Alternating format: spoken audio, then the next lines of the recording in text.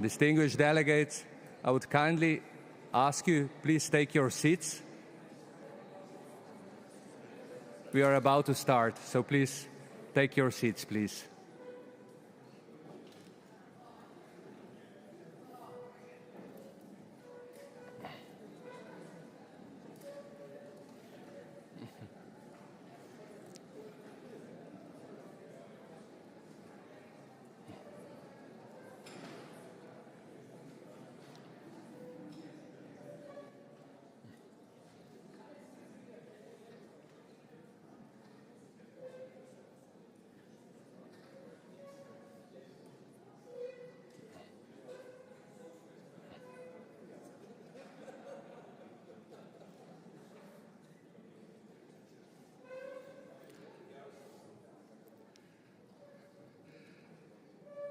Distinguished delegates, ladies and gentlemen, it is my great pleasure to welcome His Excellency Mr.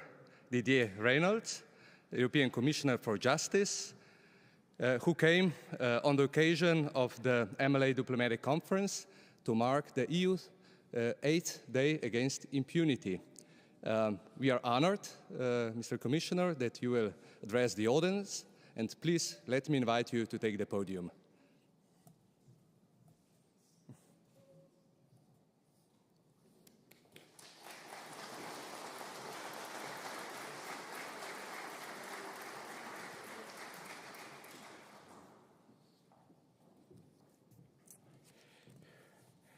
Well, thank you very much for your invitation, not only to the podium, also to the conference more broadly.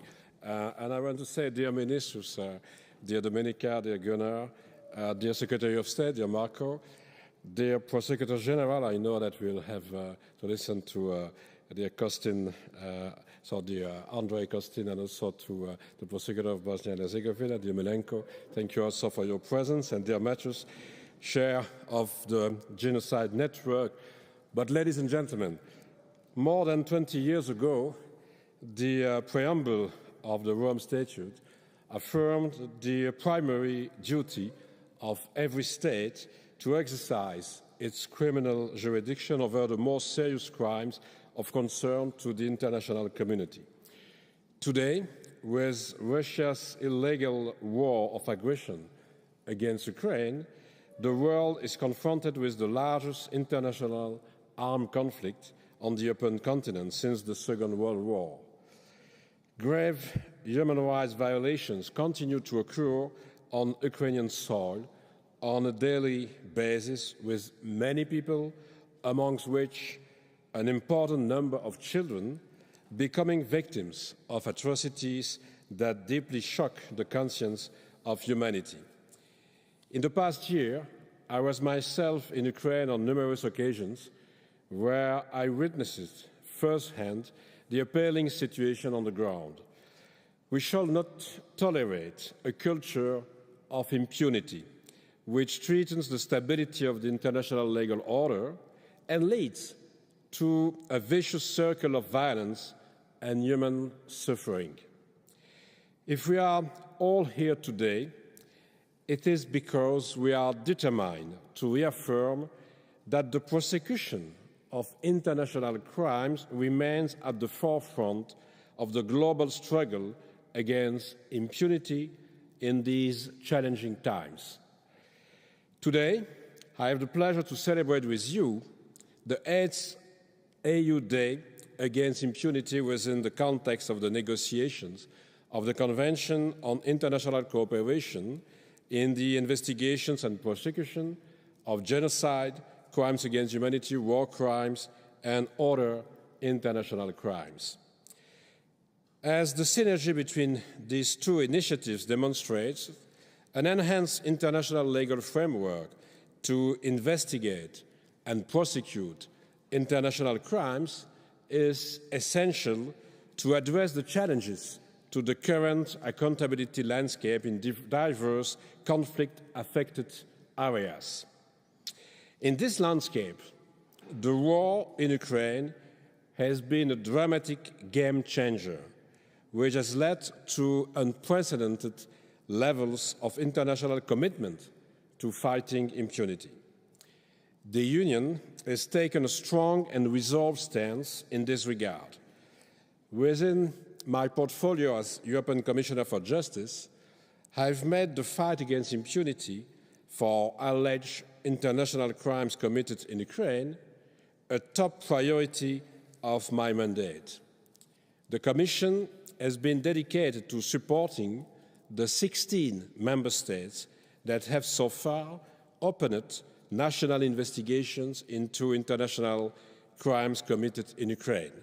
6 of these member states formed a joint investigation team together with Ukraine and the Office of the Prosecutor of the International Criminal Court as participants. And we have more and more contact with Europol to do the same, and we have an MOU with the Department of Justice of the US to have a good collaboration also with such a team. Furthermore, upon proposal of the Commission, the Eurojust regulation was amended last June with the objective to support the Prosecutor General's office with the preservation of crucial evidence. And I have discussed today with the President, Vladislav Amran, of Eurojust, to see the progress in the way for Eurojust to take part in such a process. On 15 February, the members of the joint investigation team announced to have extended the scope of their respective investigations to the crime of genocide, in addition to investigations related to war crimes. These efforts are coordinated by Eurojust, whose mandate has been strengthened to set up a core international crimes evidence database, enabling to secure storage, preservation and analysis of evidence of international crimes committed in Ukraine. This database will be fully operational in the next months. In addition, the European Commission has also provided the Ukrainian Prosecutor General's office with €4 million worth of EU funding to allow for the implementation of a new electronic case management system, as well as a swift upgrade of the office's war crimes platform. In addition, we have provided €2 million worth of equipment to regional prosecution offices. Moving forward, we will continue as a European Commission to do our utmost to ensure the proper investigation of international crimes and prosecutions of their perpetrators by the Ukrainian Prosecutor's Office. We also have strengthened our cooperation with international actors, including the ICC. It is clear that when it comes to preventing impunity for the most serious crimes committed during the war, the ICC remains the key international actor to investigate and prosecute the perpetrators. For this reason, that since the beginning of Russia's war of aggression, the European Commission has provided over €10 million in support of the ICC's work on Ukraine. And you know that we ask Ukraine to ratify the Rome Statute. On the crime of aggression, there is a common understanding in the European Union that such a crime must not go unpunished. In November 2022, the Commission and the European External Action Service presented a series of options to prosecute the crime of aggression. However, a common position is still to be found on the options of an international ad hoc tribunal or an internationalized or hybrid tribunal. While discussions on a dedicated tribunal are ongoing, the Commission simultaneously encourages reflections on strengthening the ICC's jurisdictional regime over the crime of aggression through an amendment of Article 8 bis of the Rome Statute, and thanks the Member States having taken part in such a process to extend the mandate of the ICC. In the short term, the establishment of any potential accountability mechanism for the prosecution of the crime of aggression in Ukraine should respect the ICC's mandate and jurisdictional primacy. As a first important step towards ensuring accountability for the crime of aggression, discussions are progressing on the setting up of the International Center for the Prosecution of the Crime of Aggression in The Hague, which will be attached to the existing joint investigation team that I have mentioned. It will provide a standing structure of enhanced coordination on the collection, preservation, and analysis of evidence related to the crime of aggression for any future trials. The ICPA will support the national investigations carried out by some member states for the crime of aggression. I'm very happy to announce here today that the ICPA will take up its work by this summer. More broadly, that in the context of the ongoing war in Ukraine, we have launched several initiatives to promote accountability, including by broadening the mandate of Eurojust and further supporting the crucial role of the Genocide Network. It is important to build upon this momentum in the spirit of complementarity by further strengthening both our national and international capacities in bringing alleged perpetrators of these crimes to justice.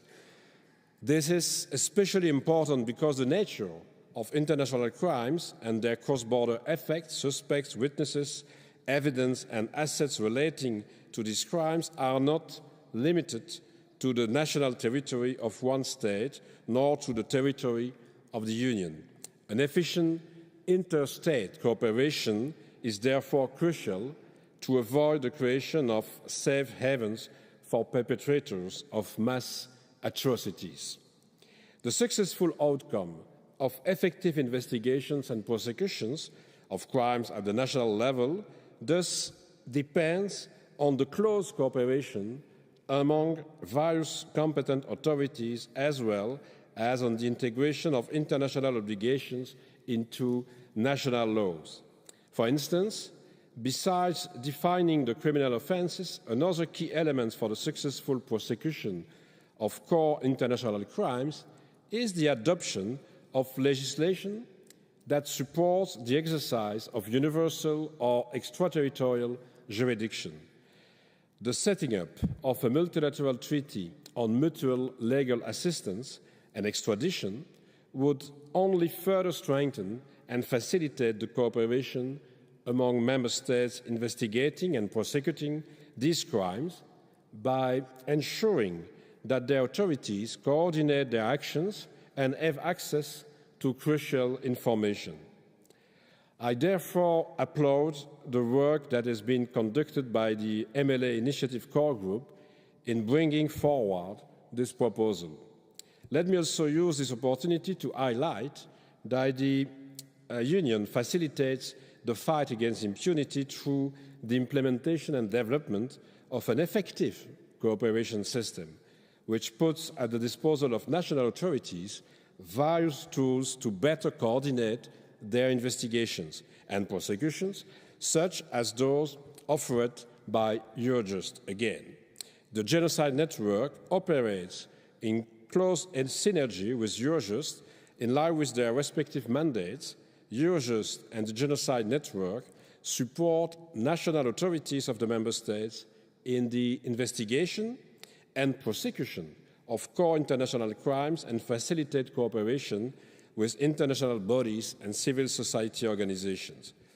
While Eurojust provides operational support to ongoing investigations and prosecutions, the Genocide Network offers a cooperation forum where the main accountability stakeholders interact to exchange expertise and best practices.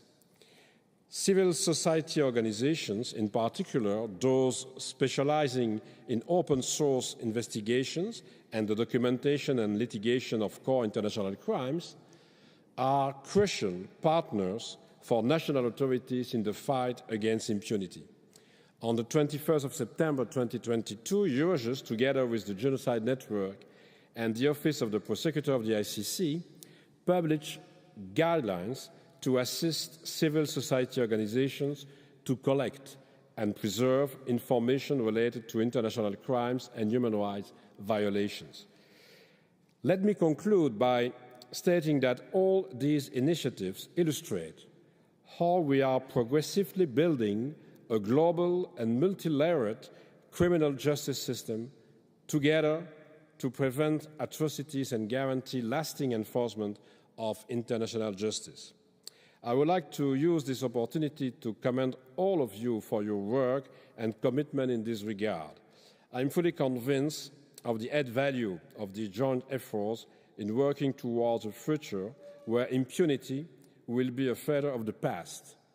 We have, at the Commission level in the field of justice, two main goals.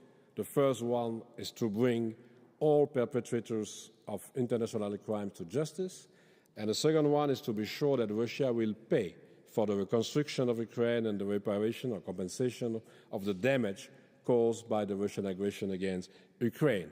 I'm sure that your work will help to do that with different good cooperation between the national authorities in the prosecutions of international crimes. Thank you very much for your attention, but thank you also for your work.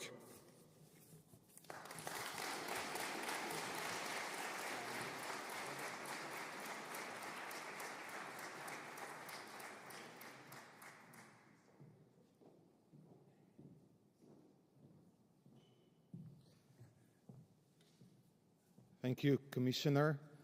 With the official opening of the 8th EU Day Against Impunity, I would invite Madam Dominika Švarc-Pipan to offer welcoming remarks.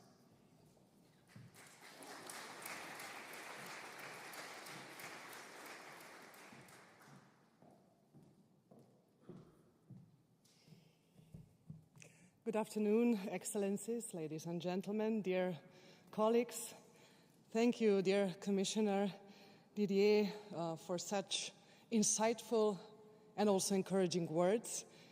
It is a great privilege, I think, for all of us, and particularly for Slovenia and other members of the core group of states initiators of the MLA conference, that this diplomatic conference aimed at the final adoption of the text of this new convention intended for prevention of impunity for core international crimes coincide with the commemoration of this year's EU Day Against Impunity. Once adopted, and I have no doubt that there will be a successful adoption of this convention, the convention will be yet another and a very important piece in the puzzle of the ever-evolving and improving system of cooperation, of international cooperation and mechanisms aimed at outrooting impunity to the maximum possible extent. Allow me to also say that I consider it a great personal privilege to be able to address you at this opportunity of the EU Day Against Impunity, as I have devoted most of my professional career, both academic and practical, to the fields of international human rights law and international criminal law, including a very short period as a counsel at the Office of the Prosecutor at the ICTY. I therefore have at least a slight, or maybe a slightly different, experience and understanding than many politicians into what it means to have a successful cooperation and successful tools in investigating and prosecuting the most serious international crimes. And I also share the Commissioner's warm thank you for all your effort and all your work. So I'm deeply deeply honored once again to welcome you at this diplomatic conference, and I would also like to express a warm welcome to our wide audience online that is following this important event. The rich agenda ahead of us, with a panel that will be sitting in these seats shortly, filled with distinguished speakers, will surely provide further important insights on various aspects of fighting impunity on national, regional, and international levels. And so I thank you, all of you, to be here today and to be willing to participate in this important discussion. It is not just the situation in Ukraine, which has surely highlighted the importance of the efforts such as the MLA initiative, which is dated more than a decade ago, but it is also other wars in our immediate neighborhood that are not yet so distant that remind us of the importance of these efforts. Less than 30 years ago, wars following the breakup of Yugoslavia raged in our neighborhood and in our country. and the consequences still remain to be seen today. As we finally started to believe that peace has firmly grown in Europe, a new war of aggression in Ukraine erupted. So we must never rest, and we must never believe that we have outrooted men's inhumanity to men. We must always work towards preventing, but in cases of commission of crimes also towards addressing and prosecuting those most horrible moral and legal crimes. As we know, and as the Commissioner also pointed out, it is primarily the obligation of every country on a national level to prosecute these crimes. European countries sure are the front runners in this respect. Great development, we can say, has been achieved. Many European countries, as the Commissioner pointed out, there are 16 of those, including Slovenia, are already investigating these cases on a national level. In the upcoming panel, I was informed that we will hear the experience of Germany and Sweden, but we should not forget other jurisdictions that are investigating and prosecuting these crimes. The Netherlands, Belgium, Finland, France, Lithuania, Slovakia, to mention just a few. We will also hear how the European Union and Eurojust are supporting national efforts and how Europe is contributing to the global effort of the fight against impunity. During the rest of the afternoon, we will also learn about the European perspective on fighting impunity, but many of the presented practices and experience that we will hear from the European colleagues here on stage are surely applicable to other regions as well. And we are particularly happy to not just have countries from all regions and continents of this world being in the core group initiators of the MLA Convention, but also many of the delegations from all across the world here with us today and during these 2 weeks. It is almost a cliche, but nevertheless very true, that it is only when we as nations, as an international community, work together, we will be able to better ensure accountability for the horrible crimes committed. We will be able to ensure justice for victims, and we will be able to prevent or at least minimize the risk of further violence and further atrocities. It might sound naive, but I also believe, and I believe that we share that belief, it is true. Together we can make the world a better place. And while I'm being nostalgic and maybe romantic and maybe naive, but I believe that it is a dream worth sharing, let me finish with a quote by Edmund Burke that I believe sums it up all perfectly. The only thing necessary for the triumph of evil is for the good men to do nothing. So thank you, dear delegates and representatives of countries all around the world, for being those good men that do not want to not do anything, that you want to do something and that you want to do the most you can together with the rest of us to make another step towards the world where impunity will no longer be an option. Thank you very much, and I wish you a pleasant afternoon.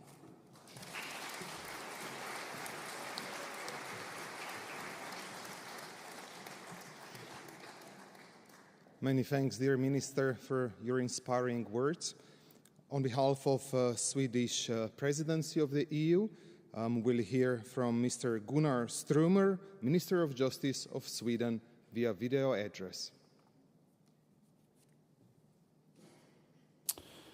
Excellencies, distinguished guests, ladies and gentlemen. As a representative of the Presidency of the Council of the European Union, I am delighted to speak to you today on the occasion of the 8th EU Day Against Impunity. This is an important yearly event to raise awareness and share experiences of the efforts made in the European Union in the fight against impunity for the crimes of genocide, crimes against humanity, and war crimes. The importance of this event is even more evident when we once again see a war taking place on the European continent. Sweden and the EU condemns in the strongest possible terms Russia's war of aggression against Ukraine. Supporting efforts towards ensuring accountability for the crimes committed in Ukraine is also one of the priorities of the Swedish EU presidency. But we should not lose sight of the fight against impunity also in other parts of the world. Gathering today under the topic of stepping up to the fight against impunity, national, EU and global response, highlights the importance of a multi-layered approach to effectively fight impunity. Sweden has a long history of commitment towards ensuring full accountability for the most serious crimes of concern to the international community. And one of the aims of today's occasion is to share experiences and best practices. I would like to take the opportunity to highlight 3 important points from Swedish experience, focusing on the efforts at the national level. First of all, to strengthen investigations and prosecutions of core international crimes, we have since long established independent specialized units within our prosecution and law enforcement authorities. This is a proven, effective measure in the fight against impunity. To date, we have final judgments from Swedish courts on core international crimes committed in Rwanda, former Yugoslavia, Iraq, Syria and Iran. Furthermore, structural investigations into crimes committed in Syria and for the situation in Ukraine are ongoing. Secondly, national prosecution is dependent on well-functioning international cooperation between states, but also with the International Criminal Court and other international organizations, including organizations such as UNITAD and IIIM.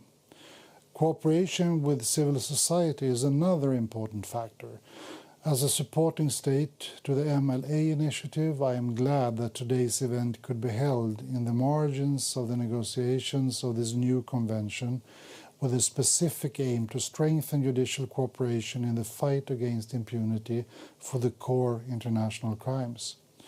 At the EU level, we have developed a broad toolbox of instruments for judicial cooperation that strengthens investigations and prosecutions by national authorities. I would in particular like to stress the role of Eurojust and the Genocide network in facilitating cooperation and exchange of knowledge and best practices between practitioners in the EU and beyond. I hope this will inspire similar initiatives also on other continents in order to further strengthen the global fight against impunity. Thirdly, necessary legislation must be in place when it comes to criminalization of core international crimes and to establish jurisdiction for these crimes. Sweden is a strong defender of the principle of universal jurisdiction for core international crimes, and our national legislation is built on this principle. Thank you for giving me the opportunity to share a few of my thoughts with you as an introduction to your discussions, and I hope you will find the discussions today very fruitful. Lastly, I would like to express my gratitude to the co-organizers at the Genocide Network, Eurojust and the Commission for their incredible work to make this event possible. A big thank you also to our friends in Slovenia who so graciously have hosted this year's event in connection to the diplomatic conference taking place in Ljubljana. I wish you all the best in these negotiations. Thank you.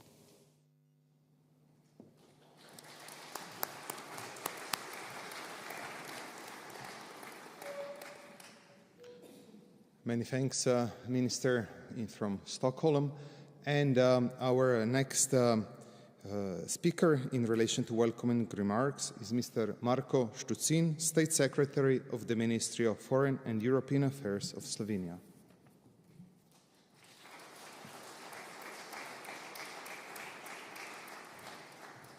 Thank you very much, Mateusz. Dear EU Commissioner, dear Ministers, distinguished guests, ladies and gentlemen, it is my honor to welcome you all at the EU Day Against Impunity event here in our beautiful Ljubljana in Slovenia. Today we are gathered here to highlight the importance of ensuring justice for all victims of atrocities and to renew our commitment to end impunity for international crimes. The theme of this year's EU Day Against Impunity is particularly topical in light of recent events that have revealed the urgent need for international justice. We must continue to work together to ensure that those who have committed atrocities are held accountable. Ending impunity is crucial, first and foremost for the victims of atrocities, as it provides them with a sense of justice and helps them to overcome the trauma they have experienced. We must also ensure the victims have access to legal aid, protection, and compensation. We cannot allow impunity to persist, as it undermines the rule of law and perpetuates the cycle of violence and conflict. As we have witnessed over the years, ensuring accountability and delivering justice to victims is essential for achieving long-lasting peace and reconciliation, promoting human rights and preventing the atrocities. The cornerstone of our efforts is to build a world where human dignity and justice are respected. Ladies and gentlemen, many years ago, the international community made a promise by saying, "Never again." In order to keep this promise, it is necessary to strengthen legal frameworks and institutions, provide resources, training to national authorities, and support the work of international criminal tribunals. In this regard, we are very concerned about unwarranted and unjustified coercive measures reportedly taken against ICC officials, notably the prosecutor of the court and the judges, by the authorities of the Russian Federation.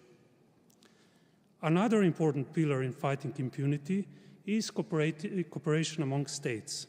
The adoption of a new MLA convention here in Ljubljana would represent a vital step in this direction. It will provide a framework for international cooperation in criminal matters and support efforts to bring perpetrators to justice. I would like to emphasize that ensuring accountability for international crimes is not a choice, but the obligation of each state. We must work together to ensure that victims of atrocities receive the justice they deserve and that the perpetrators are brought to justice. In closing, let us remember the words of Benjamin Ferenc, who devoted his life to building a more just, peaceful, and humane world. Never give up hope. The hope of humankind is that compassion and compromise may replace the cruel and senseless violence of armed conflict. Thank you very much.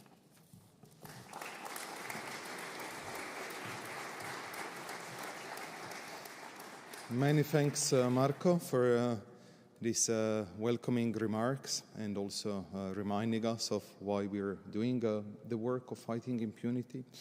In the next part of the event, we'll hear two speakers, and that will be Mr. Andriy Kostin, Prosecutor General of Ukraine, and Mr. Milanko Kajganić, Prosecutor General of Bosnia and Herzegovina, who will present challenges of fighting impunity during armed conflict and, of course, in years after the end of the armed conflict. I invite Mr. Andriy Kostin, Prosecutor General of Ukraine, to offer an address via video. Please. Dear members of the Diplomatic Conference, Commissioner Reynders, respectful ministers, prosecutors general, and ambassadors.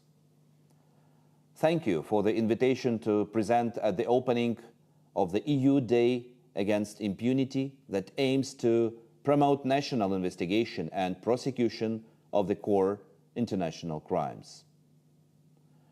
At the same time, it stands as a strong reminder to all of us of our commitments to continue the fight against impunity for these crimes. It also coincides with the diplomatic conference for the negotiation of the Convention on International Cooperation in the investigation and prosecution of the crime of genocide, crimes against humanity, war crimes, and other international crimes. Ukraine supports this initiative. We wish you all fruitful discussion, as well as steady progress in the matter. In 2 days, we will mark 15 months since Russia initiated unprovoked an unjustified full-scale aggression against Ukraine in flagrant violation of the UN Charter's prohibition of the use of force against territorial integrity and sovereignty of a state. As we speak, Russia continues to commit atrocities amidst the ongoing armed conflict. Undoubtedly, we are facing one of the most brutal wars since the Second World War, whereas the peaceful cities became the theaters of war. We firmly believe that grasping this momentum and ending impunity for international crimes is not only paramount for Ukraine's path towards justice, freedom and victory, but for European and global security, peace and stability.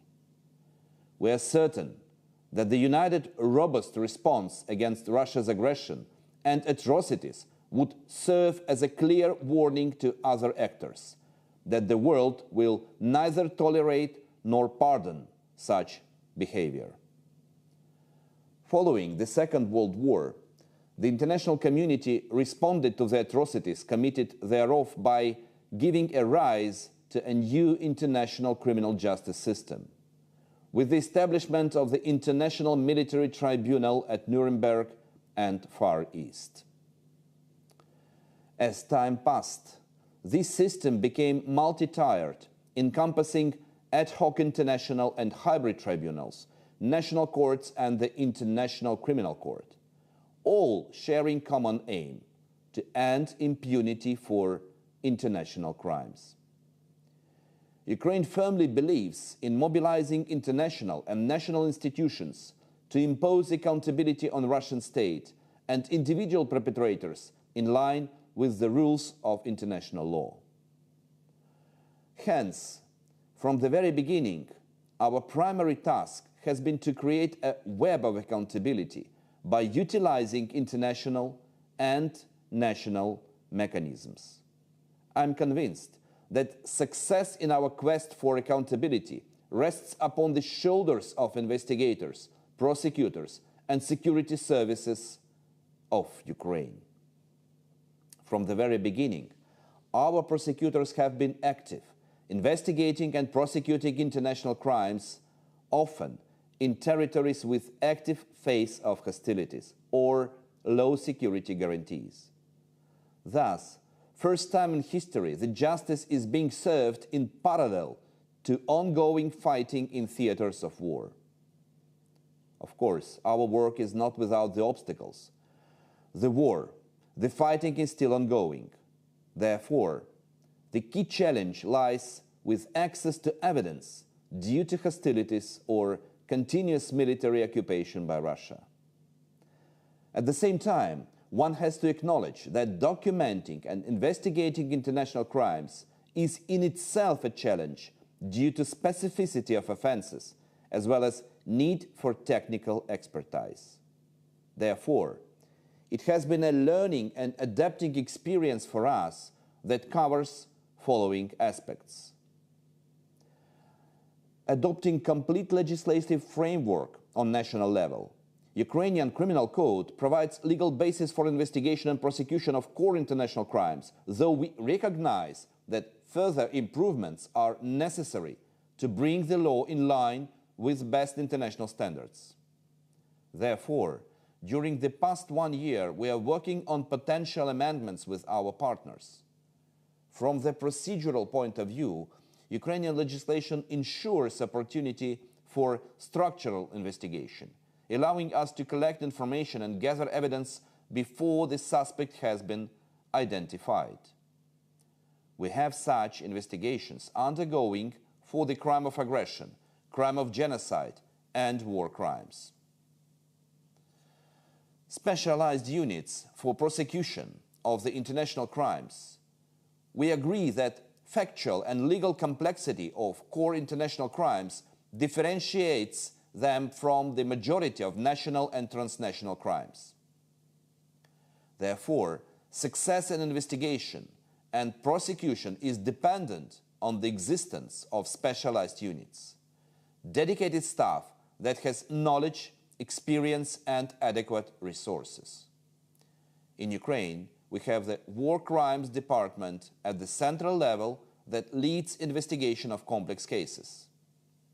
It also provides procedural supervision and guidance to the regional prosecutors.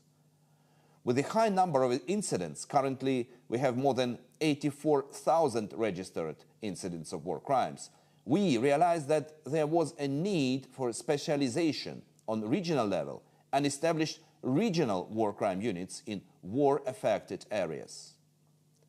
We immensely value and cherish assistance provided by Atrocities Crimes Advisory Group, as well as looking forward to our partnership and coordination of existing initiatives through the Dialogue Group, addressing the rights and needs of the victims and witnesses. Protection of the rights of the victims and survivors is one of the key duties of the law enforcement authorities. At the same time, participation of witnesses in proceedings is crucial for building a strong case. Victims and witnesses need to be informed of their rights and ongoing proceedings, assisted to avoid the risk of re-traumatization, etc. Therefore, in April of this year, we officially launched the Witness and Victims Coordinator Center that would allow us to ensure support services housed in the War Crimes Department and regional war crimes units. Use of Joint Investigation Team.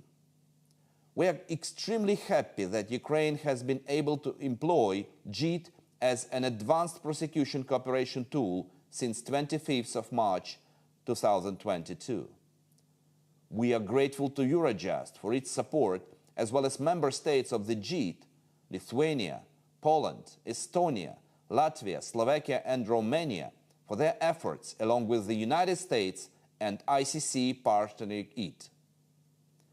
The recent amendment to the JIT agreement provides for the establishment of the International Center for the Crime of Aggression to be housed in Eurojust premises in The Hague. It is a first step towards establishing of the ad hoc special tribunal for the crime of aggression on international level. Undoubtedly, it shows the potential and high expectations we have for JIT.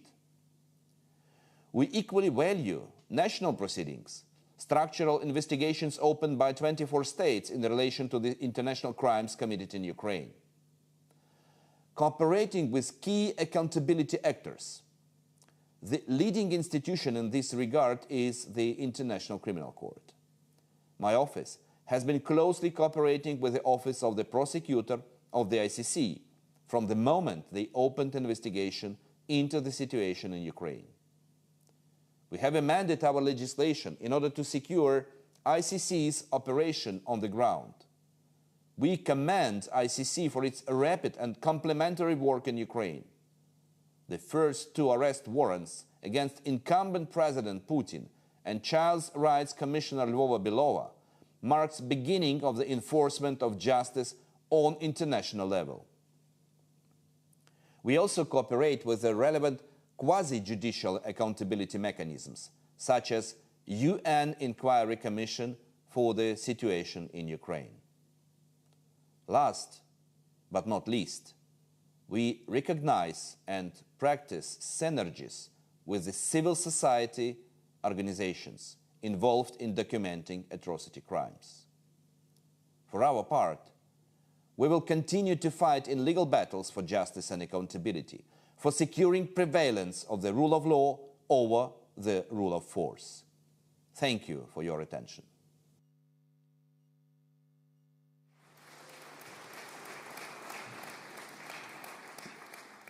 Many thanks, Prosecutor General, and wish you all success with your work. Our next speaker will address challenges almost 30 years after the end of the conflict. I invite Mr. Milanko Kajganić, Prosecutor General of Bosnia and Herzegovina.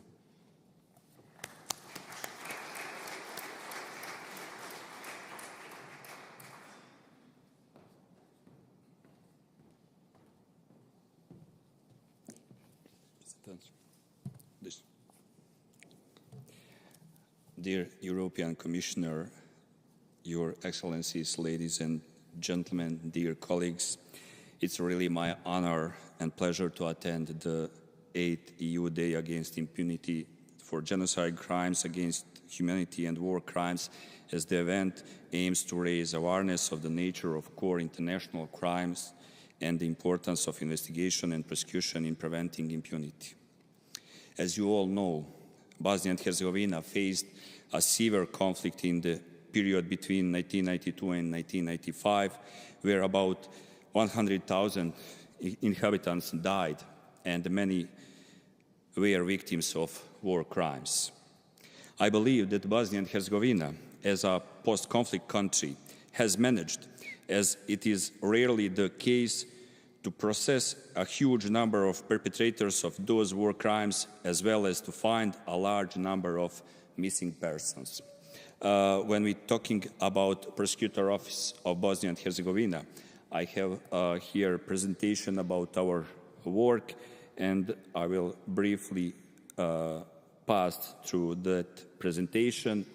Prosecutor Office of Bosnia and Herzegovina, during the course of its work until the end of 2022, the BIH prosecutor has accused a total of more than 6,800 persons.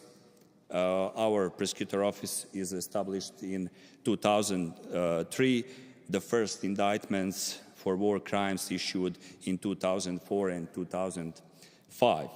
Now we have 56 prosecutors and about 250 employees.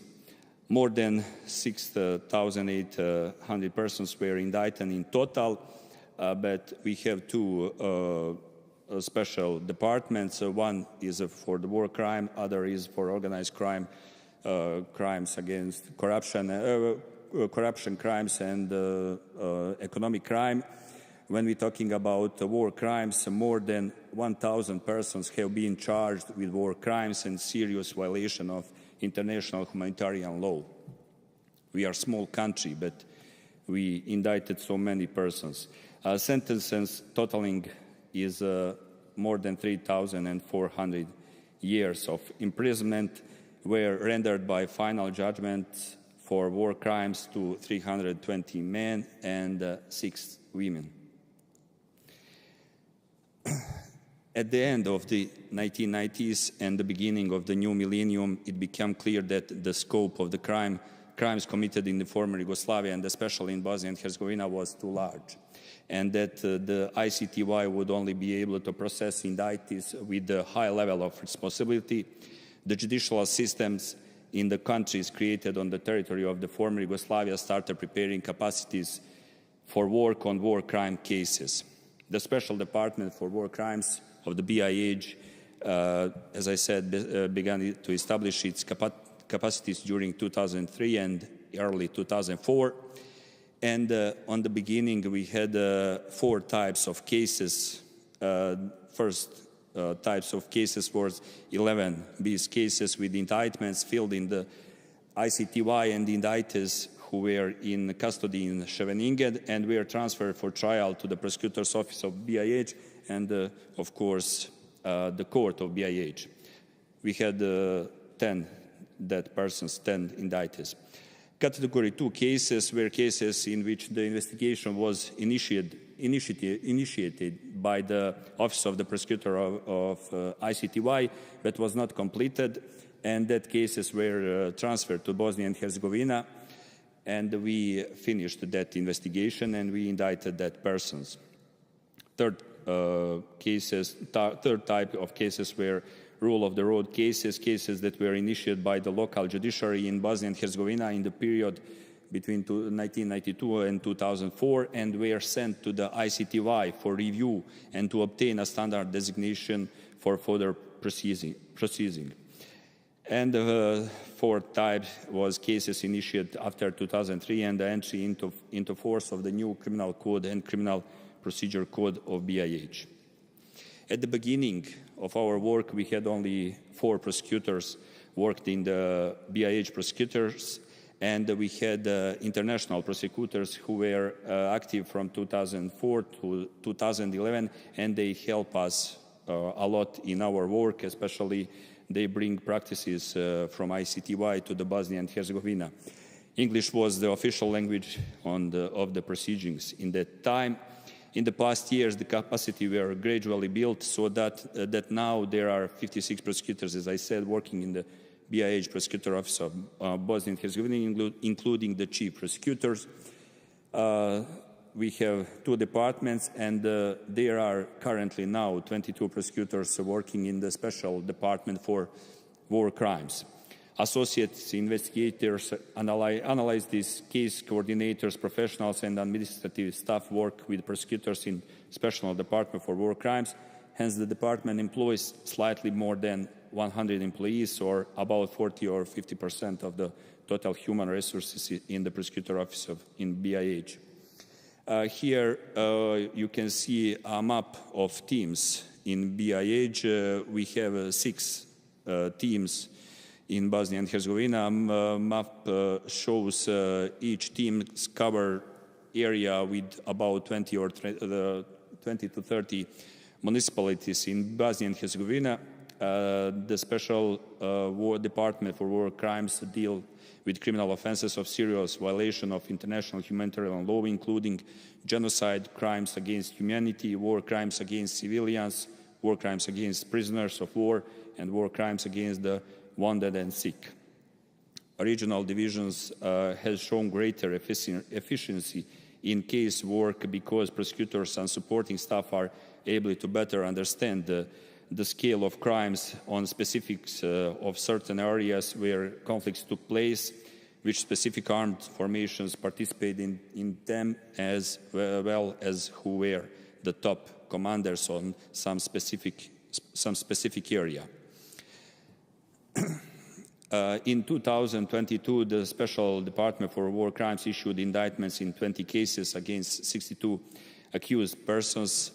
So you can see we have a lot of cases, no matter it's 30 years, actually 31 years after war started in Bosnia and Herzegovina, and we are focused now our work on the complex cases with a large number of suspects. Cases with the highest level of responsibility and with a large number of victims. In some of the cases, dozens of victims are included. Activities implemented within the framework of the revised National War Crimes Strategy in order to significantly reduce the number of active cases. Prosecutorial decisions were made. Cases were transferred to the prosecutor's office of both BIH entities, Federation of Bosnia and Herzegovina and Republic of Srpska, and Brčko district of Bosnia and Herzegovina. As part of regional cooperation in the fight against impunity for war crimes, we transferred the 9 cases in the regional countries. 6 of that cases we transferred to Serbia and 3 in Croatia. This is the highest number of cases transferred per year in the last 10 years. Several activities were undertaken in cooperation with the Prosecutor's Office of the region, as well as with the Chief Prosecutor of RMST, Serge Bramers, in order to define activities that will focus on the suspects and indicted persons hiding in other countries in order to prevent them from avoiding justice. Here you can see indictments in the years in 2019 to the 2023. As I said, in 2022, the focus of the work was on complex war crime cases. Archive quota of the Special Department for War Crimes Department was more than 116%. And at the end of the 2021, Chief Prosecutor issued an obligatory instruction regarding the publication of confirmed indictments, state of facts in anonymized form on the official website of the BIH Prosecutor Office, which is a positive step in transparency of the institution. This is very important decision because we have at least 3 sites in Bosnia and Herzegovina, and it is important for us to show everybody in Bosnia and Herzegovina what we are doing and who we are indicted and with who evidence we're dealing in our cases. When we're talking about witness support and investigation department, at the beginning, some 70 years ago, the witness support and investigation department had 5 to 6 investigators. Today, it has reached the number of about 30 employees. This professional staff annually examines about more than 1,000 witnesses, approximately 50% of persons out the field and the other 50% in the premises of the prosecutor's office. We participate in a large number of examinations and identification processes in all parts of Bosnia and Herzegovina. Last year, they conducted around 50 reviews of archives and archive material as part of the evidentiary material for war crimes cases. They also performed other activities in accordance with their authority and the instruction of the assigned prosecutors. Investigators have the status of an authorized official person. The primary goal of support officers for vulnerable and sensitive witnesses is to ensure appropriate psychological support and assistance to witnesses during the investigation phase, aiming to avoid the possibility of additional negative consequences, new suffering or trauma to potential witnesses when testifying.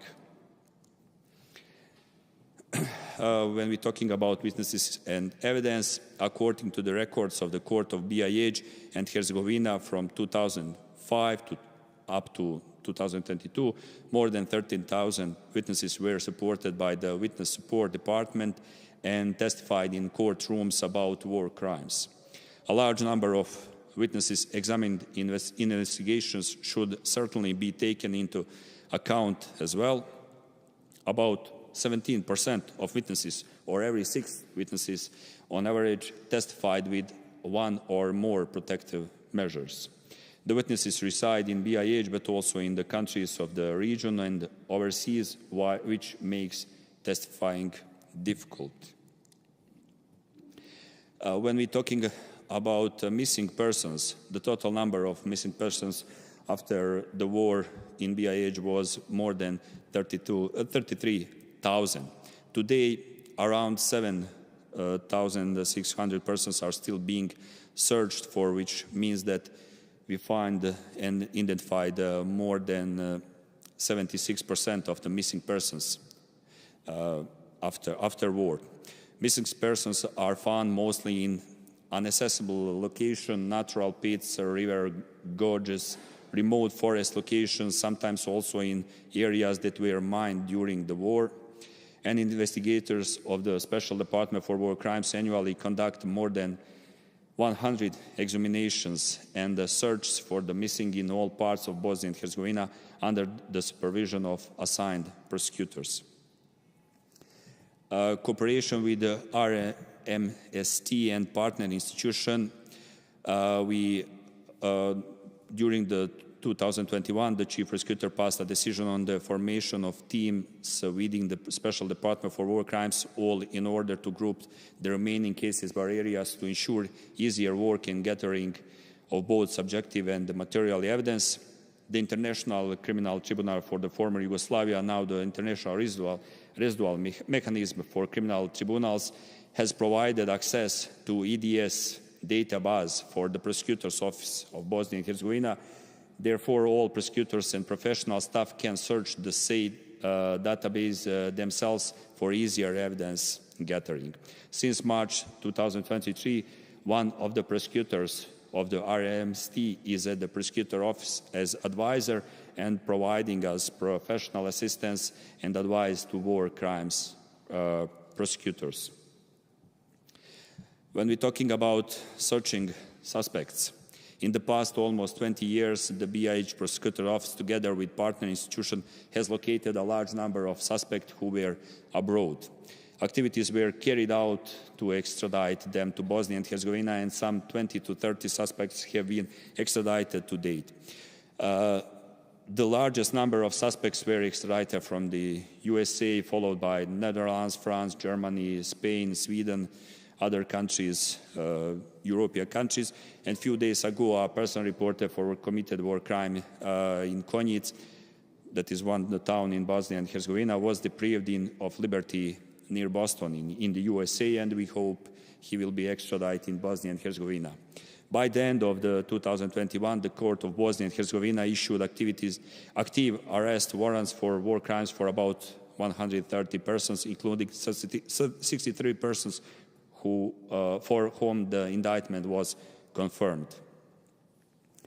When we're talking about the difficulties faced by the Prosecutor Office of Bosnia and Herzegovina, a large number of unavailable reported and suspect persons in 123,000 cases, 23 cases, there are 361 unavailable persons, most of whom are located in the countries in the region, in Serbia and Croatia, and some of them in Montenegro, and they can't be extradited in Bosnia and Herzegovina because they have dual citizenships. The growing uncooperativeness of witnesses due to frustration with the long passage of time since the commission of criminal offenses, then death of witnesses and reported suspect persons because many of them are older persons, difficulty obtaining evidence in cases, a lengthy court proceeding during the course of which witnesses or the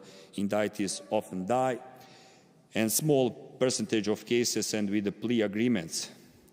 Since the beginning of the work of the Special Department for War Crimes to this day, less than 40 defendants, or about 3%, have pleaded guilty by concluding agreements with Prosecutor Office of Bosnia and Herzegovina. Significant changes in the recorded progress, better cooperation with the countries of the region in terms of proceeding requests and taking over cases, especially with the Republic of Serbia. We signed a lot of agreements with the regional countries to be sure that we will fight together against impunity, and there are some memorandums and agreements with Serbia, with Croatia, and with Montenegro. Methods of improving cooperation between institutions from other countries in the region. We need to be faster when we execution requests for assistance. We need better communication between institutions in order to prevent parallel investigation and exchange of experience and jurisprudence in the prosecution of criminal cases through aspect and educational visits. In its work, the BIH prosecutor cooperates with many institutions of civil society and civil associations all around Bosnia and Herzegovina. We have a cooperation with the Association of Victims in War Crimes cases is particularly frequent, and periodic meetings are held with the victims' representatives in order to hear from them about their expectation from the judiciary, especially from the Prosecutor Office of Bosnia and Herzegovina. That was a shortly presentation. I just want to highlight that we are not a member of Eurojust, and that is one of our biggest obstacles in our work, and we hope we will sign the agreement with Eurojust, and we will be faster in especially our MLA agreements and MLA requests with especially with the regional countries. Thank you very much once again.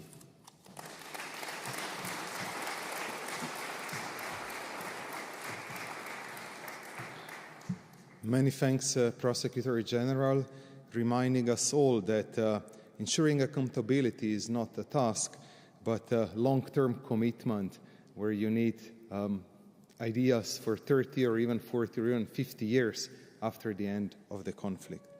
And that will be also the theme, the discussion of our panel.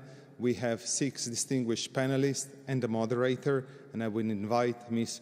Anna-Karin Svensson, the moderator, and all the panelists to join the podium for the panel discussion.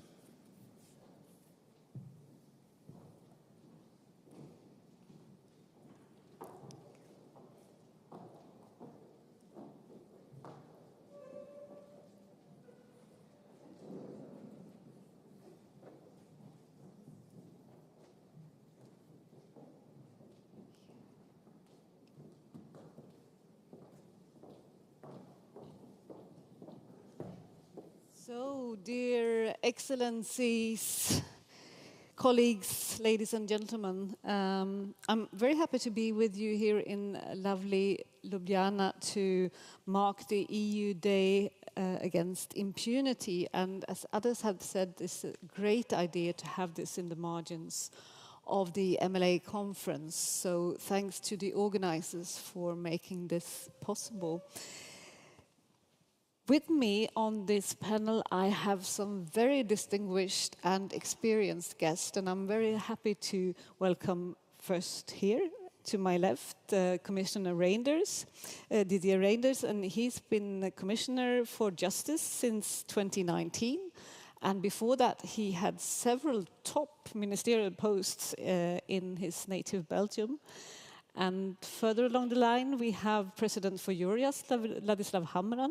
He's been President for Eurojust since 2017. And before that, a prosecutor back in Slovakia.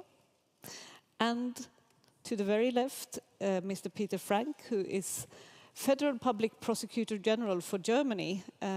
He's been there for several years, but he has also served as a judge and in the Bavaria Ministry of Justice in several posts during the years. And to my right, I have a fellow Swede, Ms. Hanna Lemoyne, who is Deputy Chief Prosecutor at the Swedish Prosecution Authority, working at the Serious Crime Unit and specializing in war crimes. And you've been in several posts. You have a broad experience in prosecution and been working for IIIM also. Then we have Ms. Beth von Schack, who is Ambassador at Large at the US State Department. And you were appointed last year to this post. Before that, you were, among other things, a professor at Stanford University. So also a lot of experience here. And last but not least, Ms. Anja Neustadt, who is legal director for the Docket Initiative at the Clooney Foundation for Justice.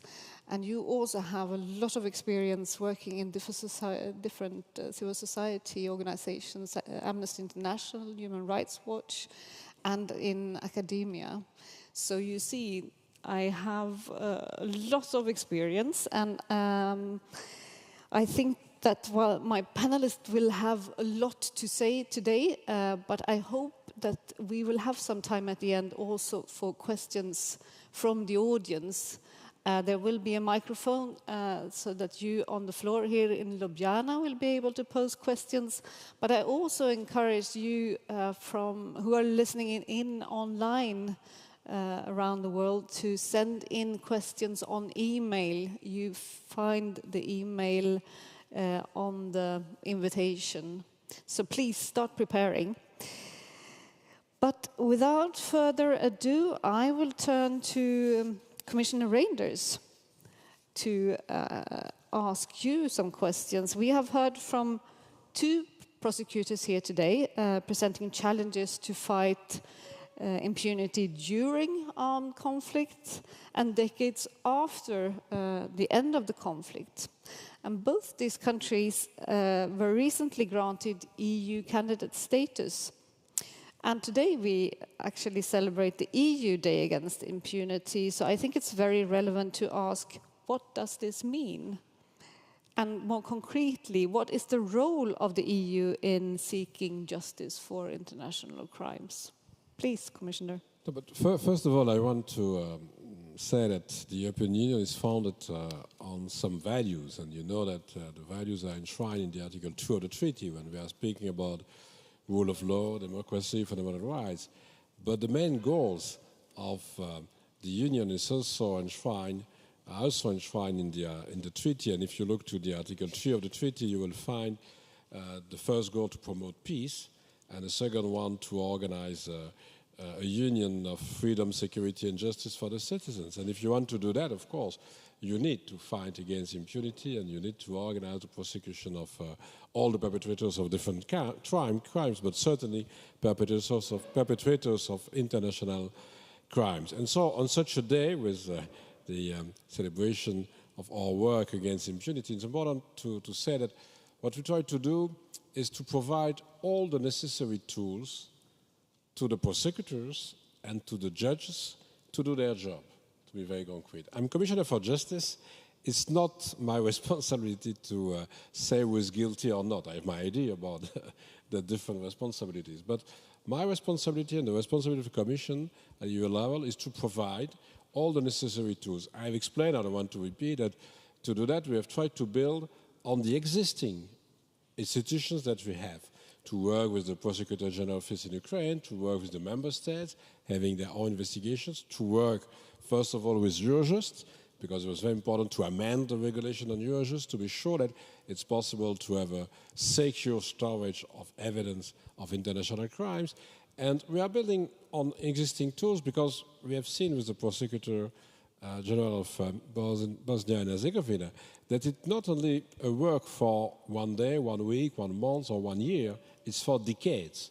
If we want to be sure that it will be possible to bring perpetrators of international crime to justice, we need to know that we'll have to work during a long period of time, and to build on existing and very robust institutions is the best way. The reason why we are doing that with Eurojust, and now with, you have listened from the Joint Investigation Team, but also with the ICC.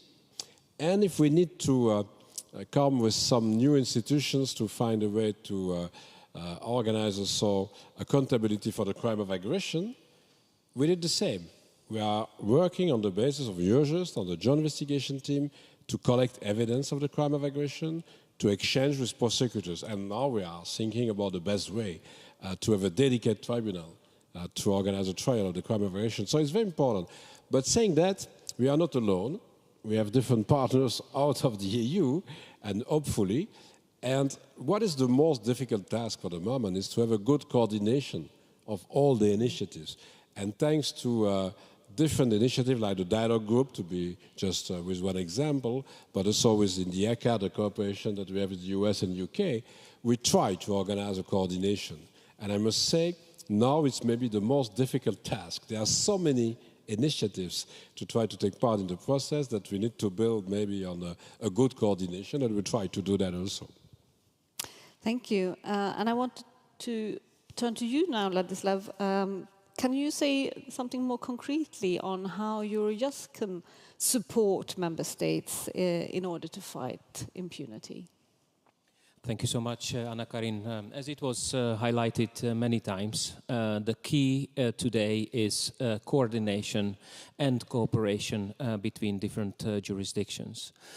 Actually, a few days after the Ukrainian armed conflict started, we were confronted with emerging and rapidly changing operational landscape. So we saw actually that the law enforcement community and judicial community in different countries has initiated different national investigations based on the principle of universal jurisdiction. Today, as it was mentioned, we are aware of more than 20 national investigations which are looking into the current armed conflict in Ukraine. So now we also, when we inquired who is investigating what and who has doing what, we simply realized that those national investigations are different. Some are really structural investigation looking at the armed conflict as such. But we have also so-called national investigations which are looking only at their own nationals, either as perpetrators or victims of war crimes.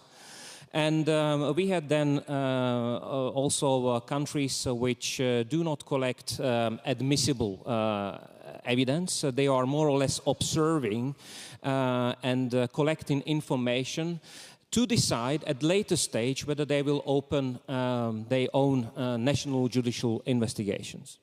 So we simply realized that we have to coordinate and we have to understand who is doing what. This was the key principle or key reasons why Eurojust invited many jurisdictions, actually 36 jurisdictions, and we were discussing and exchanging about the scope of the investigation, nature of the investigation, and actually understanding in early days what is happening in different countries. Countries were determined to collect evidence. And obviously, the key is that we collect admissible evidence, which can be easily shared across jurisdictions. This principle prompted the creation of the joint investigation team, which today has 7 countries as members, and Eurojust and ICC are participants, so they have supporting role to make sure that the countries have all the support which they need and require for their national investigations. We realize that this is still not enough, and another key word in these accountability efforts is centralization. We could see that countries are actually collecting evidence, but we do not see this evidence at the central level. Countries are more or less doing this or were doing this in isolation, and investigating core international crimes, especially genocide or crimes against humanity, is simply essential that you look at the evidentiary situation as such. What might be seen at the national level as isolated act, if you put all these isolated acts together, you may actually conclude that we already have enough elements to conclude that crimes against humanity were committed because it's proven enough that these were systemic and widespread attacks against civilian population. Later on, I would, if there is a time, I will explain what are the underlying reasons for doing something also for the crime of aggression in the form of the International Center for the Prosecution of the Crime of Aggression. Thank you. I think we have time, so why don't you continue on that a little bit? Okay, thank you so much. I was just aware that my time is limited to 3 minutes, so I wanted to make sure that you are happy with me also at the end of this presentation. The same principle as for core international crimes go for the aggression. We have now 5 countries which initiated their own investigation into the crime of aggression. And let's be very honest, we do not have the necessary expertise for investigating the crime of aggression. We even have different definitions for the crime of aggression at the national level. We, of course, see a need to start collecting evidence now. We as prosecutors, we don't want to wait several years until political negotiations concerning the crime of aggression will bring a kind of end result. But then having an end result at the political level requires that this end result will be implemented, that we have a seat agreement with a country which will host a court, a tribunal mechanism, that people are recruited, that there are rules of procedure, and there we can then start building up the case. We believe that it's time to act now. We have actually an excellent opportunity that countries are collecting evidence which are useful or can be used for proving the elements of crime of aggression. So this is the underlying reason behind the ICPA or ICPA, that we as humanity act now, today. We actually centralize already available evidence in different jurisdictions, and we as international community collectively evaluate, analyze already collected evidence in order to check whether crime of aggression has been committed, and if yes, who are the perpetrators of that crime. Thank you very much. And now I think it's time to dive even deeper into the soil and look at what is being done at national level. And I turn to you, Peter. In the last few years, Germany has been one of the leading member states in the fight against impunity. You have tackled many prominent cases. Can you tell us a little bit about some of the measures implemented that can explain this success? First of all, many thanks for that you think you have got success in Germany. But I think in German we said success has got more than one father and more than one mother. And I think there are several reasons why we have got such a success. I would say first, it's the legal framework that we have got in Germany. When the Statute of Rome was implemented in German criminal law, it was 2002, and there was a present by the German legislator the principle of universal jurisdiction. So for me, we can start every investigation for every conflict in the world, so we must. It's not necessary that you have got a German perpetrator or perhaps a German victim. We can look on every country of the world, and if there is a conflict or is there a civil war or something else, we can start. It's not an application, but we can start an investigation. And also there was another part of the legal framework that you can be a perpetrator of a war crime or genocide or crime against humanity as well as a member of a terrorist organization. So this was a very important step for us when a lot of Germans went to Syria in 2011 or 2012 as foreign terrorist fighters, as well as female supporters and members of Daesh, because we started first the investigation files as membership of counterterrorism, of membership of terrorist organizations, but when we looked in the file and we looked what they have done there in Syria, often we saw that they were involved in slavery of Yazidis. Then they were involved especially in war crimes against property or war crimes against persons, and so we can convict them as member of terrorist organization as well as perpetrators of war crimes or perpetrators of crimes against humanity. This is one of the reasons, the legal framework. The second reason, I think, is specialization.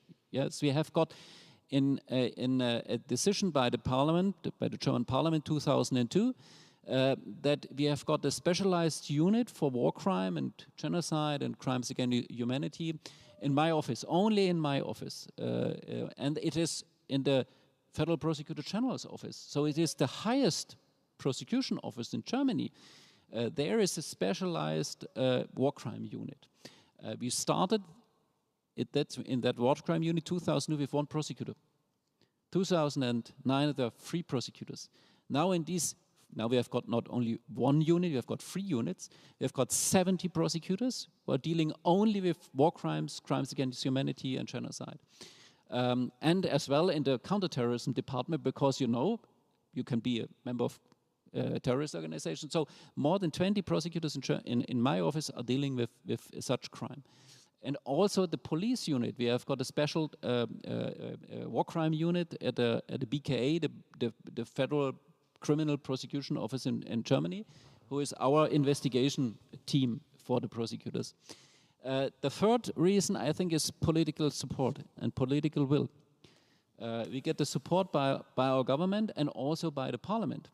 I've told you that we have got now 70 prosecutors only in the specialized unit, and these need the political will to support us with a higher budget. And I would say the last important reason is to cooperate in an international network.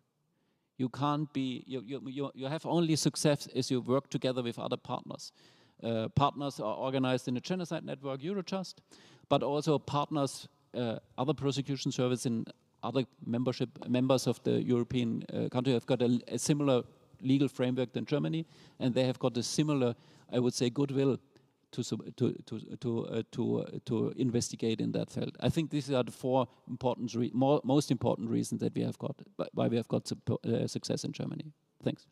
Thank you. So specialization, political support, and the cooperation, that's the recipes for success. And could you just very, very quickly, you mentioned some cases, but what would you say would be your main successful case in Germany? The main, it's, a lot of them are very important. But I would say they have got, I would say 2 or 3 very, very important cases. It was the Koblenz conviction against members of the Syrian intelligence forces or intelligence services.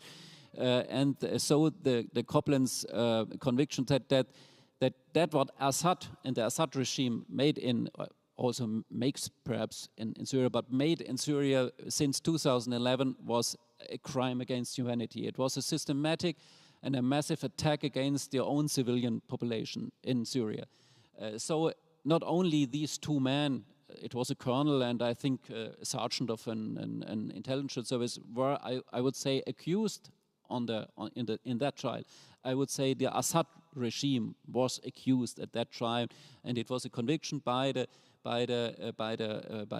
court that says that the Assad regime made these crime against humanity, these attack against the civilian population. The second, I would say, was the second case was a Daesh case that what Daesh made against the Yazidis was a genocide, a very massive attack against the population to destroy the Yazidi community. And I would say the last one, it's very interesting for us lawyers because it was a case not so popular. It was a case against an Afghanian, an officer from the Afghanistan armed force. But he made a torture and he killed somebody from the Taliban's. And there was an enactment from our Federal High Court of Justice that there is no immunity, ratione materiae, for the officials of a country. In a armed conflict, there is no immunity, ratione materiae, for an official of a country. And that is a very important case because that was difficult in the international community, especially the International Law Commission. Members of the International Law Commission said that there is immunity, but our Federal High Court of Justice said there is no immunity in war crimes, genocide, and crimes against humanity. Thank you very much. And now I turn to Hanna, and Sweden has also been very active when it comes to prosecuting in the fight against impunity. Do you share the views of Peter on what it takes to be successful in prosecuting for these crimes? Yes, absolutely. Peter stole all my good points. But I mean, that's, yes. And maybe just to add it a little bit from my view and maybe give some examples. And also again, which I don't think you did mention universal jurisdiction as well. Having a legislation in place, both material and procedural, is of course key for successful investigations and the possibility to prosecute, but also having dedicated and committed prosecutors and investigators, and you get that through having specialized units. The reason why we need these in these cases, I say, is at least threefold or 3 reasons for it. One, which has been touched upon before, this area of law is difficult. Not only do you need to apply your national legislation, you need to be aware of the international jurisprudence, legislation, and customary international law. This makes it a very complex area of law, which you need to be familiar with. Secondly, we have the evidence. In conflicts, the evidence are shattered all around the world, and you need to look for it not only within your own jurisdiction. For myself, I have traveled to many countries to interview witnesses. I've taken a Swedish court to Shangogo in Rwanda to show them the crime scene. I have had video conferences with many, many countries. So this means that these investigations take time and you need to stay focused. And thirdly, we have the cultural challenges that we face in these investigations. Again, to give one example, we needed to, in several of our cases, show the context where a crime were committed. I'm thinking in particular regarding in the Islamic context, how exactly humiliating it is to put a foot on someone's head. I do think we all understand that, but you also need to see it from the specific context in that culture. And understanding that led us to conviction for war crimes against persons through the outrage of a person's dignity. So this, I would say, are challenges that we need to face, and we need to face them through specialized units. In Sweden, we also have these specialized units. We've had specialized units within the police and the prosecution authority for approximately 15 years. And as you heard from our minister, there's also a political support for this, and from our leadership, which is important. As I said, these investigations take a long time. And having these specialized units means that we can offer our prosecutors training. For example, we've had peers from the international tribunals, from ICC, coming to us, training us, sharing their experience with us. Nowadays, Swedish prosecutors also train and exchange experience with other units, prosecutors in other national authorities. Because what has also been said, this cannot be done alone. It's not possible for one national authority, for one international tribunal, for the ICC to alone fight impunity. This is something we have to do together. Yet another example of this is our cooperation with Germany, where we've had situations where, for example, German investigators, prosecutors have turned to Sweden in specific investigations and asked whether we could have a relevant victim or witness to their investigation. And in one specific case, turned out we've interviewed a person a couple of years back that was extremely relevant to that investigation in Germany. And when we interviewed this person in our more structural work, of course, we didn't know that a couple of years later on, there would be an identified suspect and a criminal investigation. So again, this shows the need for dedicated work on the long term with specialized units, and that we do this together. Thank you. You are also a contact point in Sweden for the Genocide Network. Can you tell us a little bit about the role of the network and what value it brings to your operational work? Absolutely. The Genocide Network is a EU forum for practitioners, prosecutors, where we exchange experience, information, best practice, basically. And I cannot overestimate the value of the network. I would say it's an enormous force to what we do twice a year, meet up in person and exchange these experiences. We have different presentations, but we also have closed sessions where we go more into specifics into our different works. And to be able to exchange those experiences with peers is extremely valuable. I can give you one example. For example, when it came to the conflict in Syria, we were flushed with digital evidence on crimes committed in Syria. We tried to, of course, to investigate those, to see what had happened, for example, after and before a photo was taken, a very disturbing photo. It could be a photo of a person, a soldier, for example, posing next to a dead enemy in a very humiliating way. And if we couldn't investigate what had happened before, at least we wanted to do something with this photo. And then turning to our colleagues, we learned that both Finland and Germany were investigating this, as I mentioned, as an outrage, as a war crime through the outrage against dignity. And that helped us to form our investigation and our indictment. And today we've had several of these cases in Swedish courts, including one that went all the way up to the Supreme Court, which also clarified that this indeed is a war crime. Thank you, very interesting. At this point, I think we should raise our eyes a little bit and scan the horizon for the global view. And who better than to guide us than Beth? Could you tell us, because US is an important partner for the EU, and you've been working with Eurojust and Genocide Network. So from your perspective, how do the EU's accountability initiatives connect globally with endeavors in other regions? Yeah, thank you so much. Let me start by saying it's a real honor to be able to participate in the EU Day Against Impunity, and congratulations to all of the delegations here for all of your hard work to date, and we wish you all the best as you finalize this project.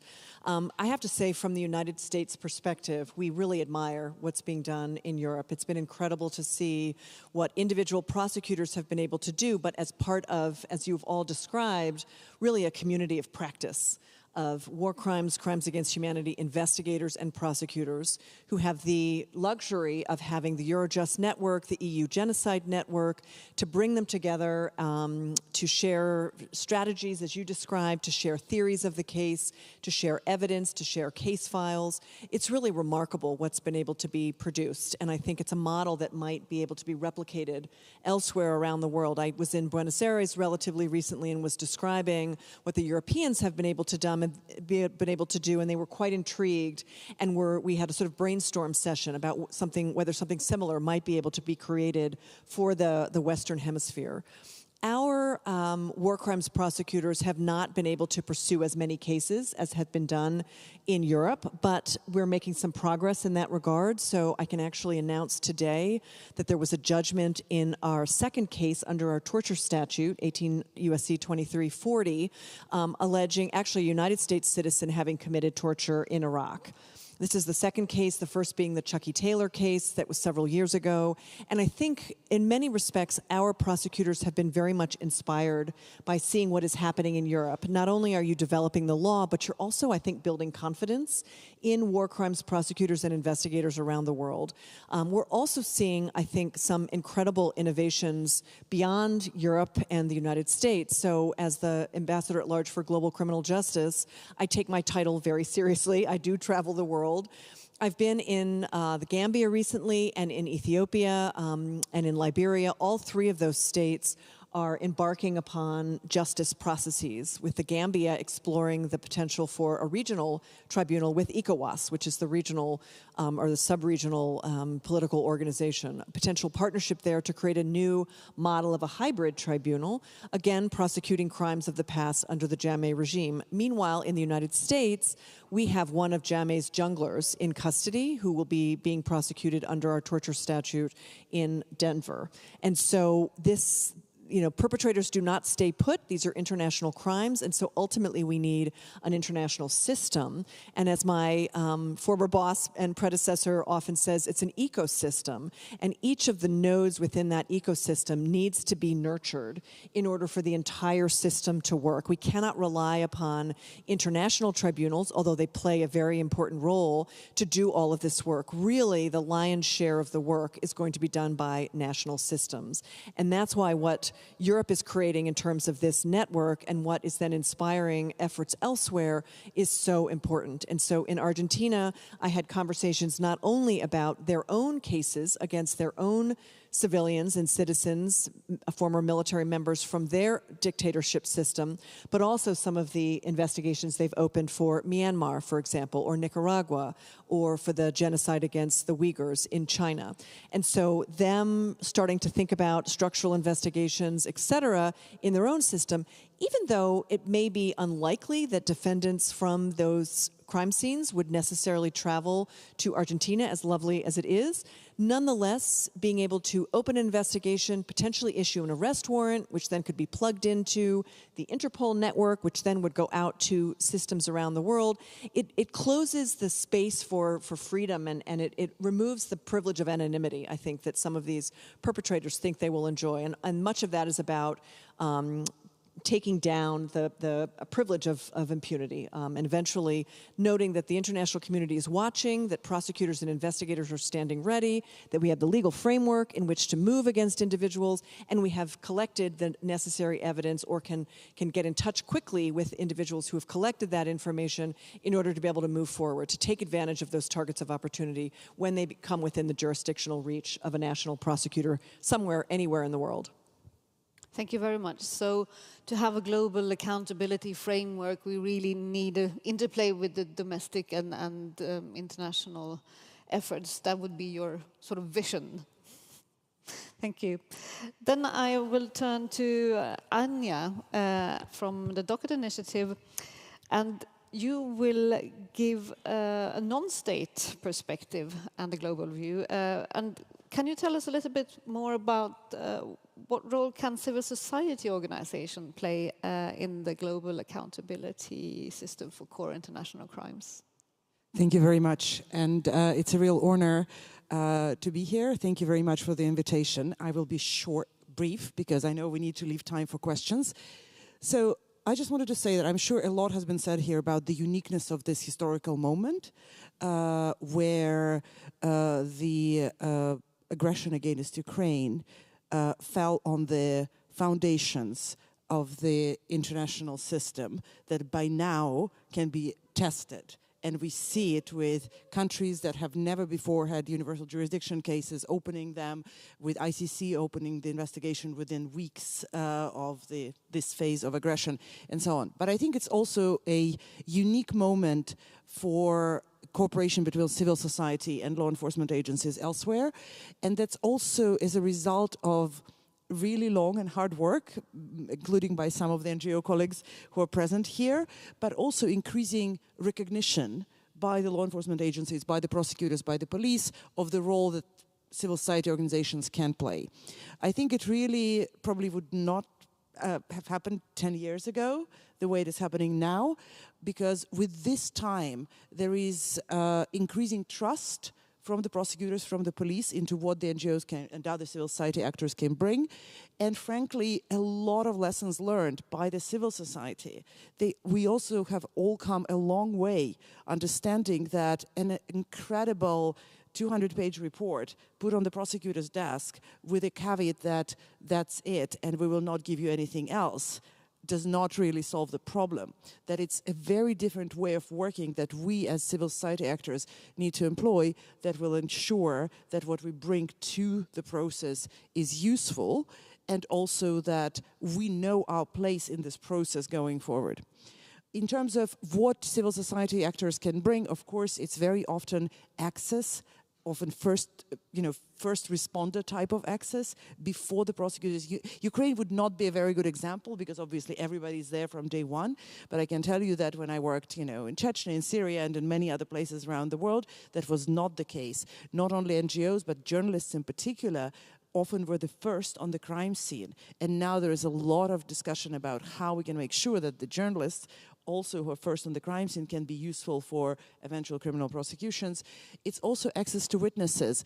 I spoke to quite a few prosecutors and police in Europe over the last year about access to Ukrainian victims, where they were maybe slightly disappointed that this broad outreach effort with posters in airports and train stations has not really produced the numbers of witnesses that they were hoping for.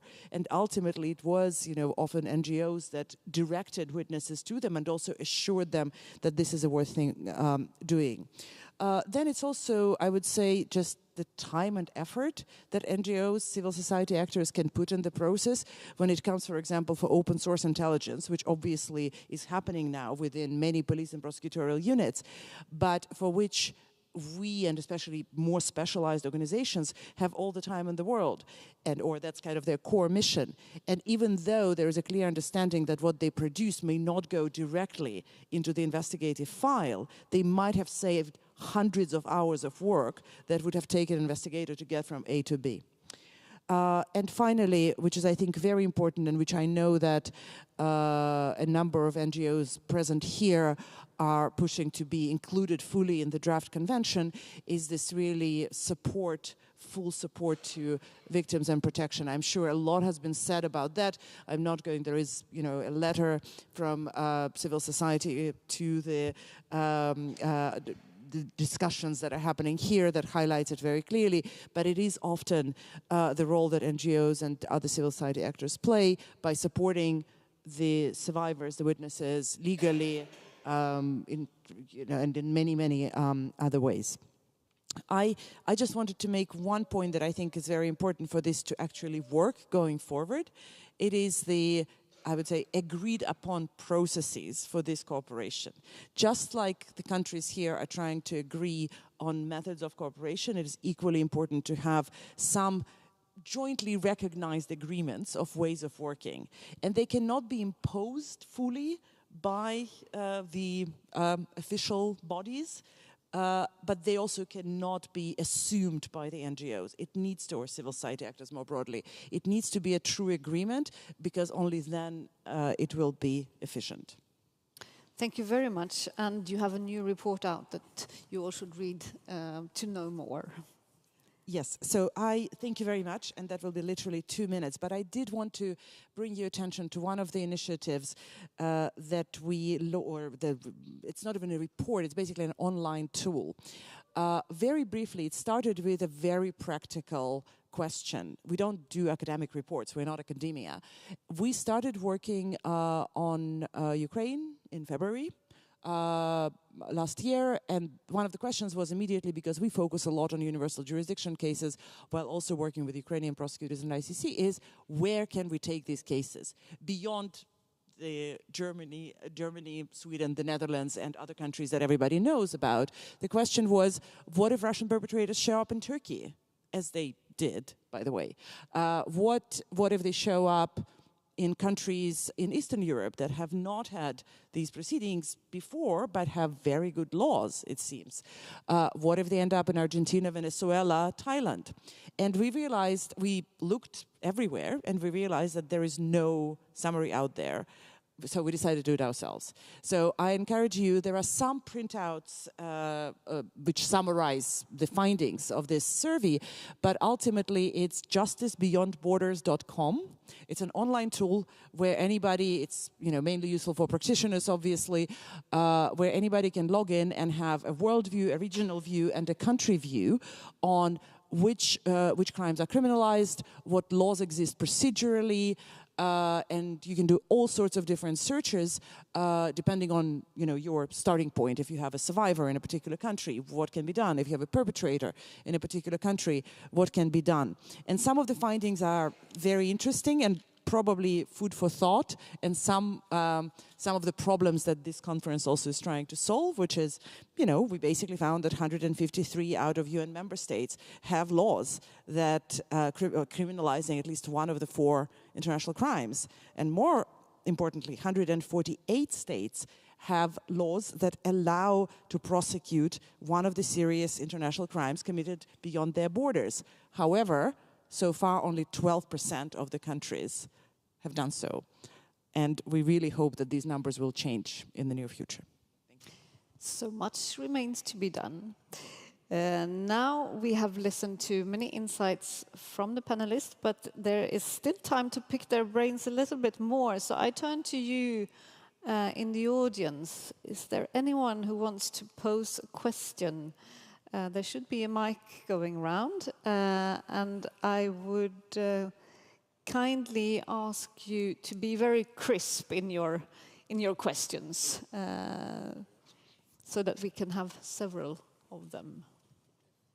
And please state your name and country. May I first pose a question which we got from the online audience? And that is from Mazen Darwish from Syrian Center for Media and Freedom of Expression. And the question is to both prosecutors present here, to Peter and Hannah. Can you tell us about the role of local civil society in support of your work and investigations? So how does a local civil society fit in in your work and ensuring accountability. Thank you, and thank you, Marcin, for the question. Certainly, I've seen how local civil society has played a crucial role in identifying cases, bringing it up through the ladder, and then eventually coming to the Swedish prosecution authorities' table to look at that evidence. I think that is exactly what is needed, especially when we're investigating crimes committed at a place where we don't have access and where there's still a conflict. Of course, we cannot ask civil society actors to work on our behalf, but having social society actors bringing to our attention situation is, of course, extremely helpful.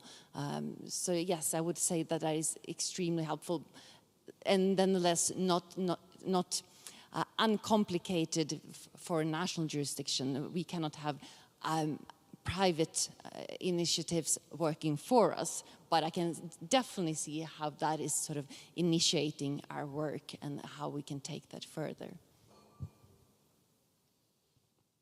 I understand the word local initiatives or local networks, as it especially the question comes from the Syrian network and the Syrian Center, that local means Syrian organizations, and I would explain the importance of such local networks at a case from us.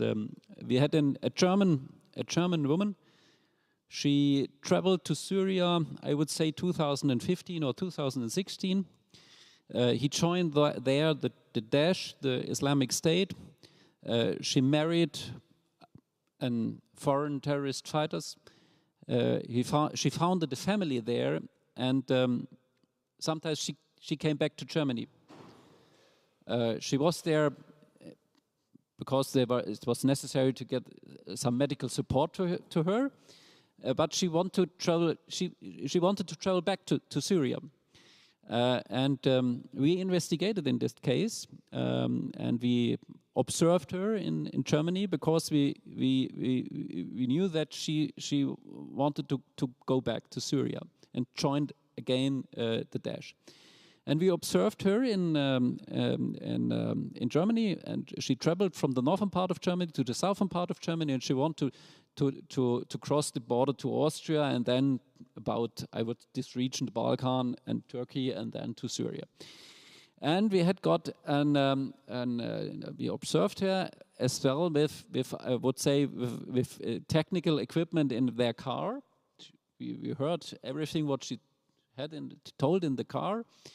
And she told to the other passenger of the car that she had the family in Syria, and she had a slave, a female Yazidi slave with a young child, and sometimes it was a very hot period in Syria and in Iraq, and this child of the slave was crying, and her husband thought that this is not good that the girl is crying. And her husband decided to bring this child into the sun in the yard of their home, of their farm, I would say. And this young girl died in the sun, in the middle of Iraq or Syria. So we know that, but we did not know who was the child, who was the mother of the child. And this local Syrian organization organized it. We started first the trial. We did not know who was the girl. We did not know died the girl, or at that time we know that the girl was brought to a hospital, but we thought she died, but we didn't know who was the girl and who was the mother of the girl, the slave, this Yazidi slave. And the local Syrian organization, one of the charity organizations in Germany, organized this as the mother. They were always connected with other refugees from Jesuit community in Europe, and they brought us the mother.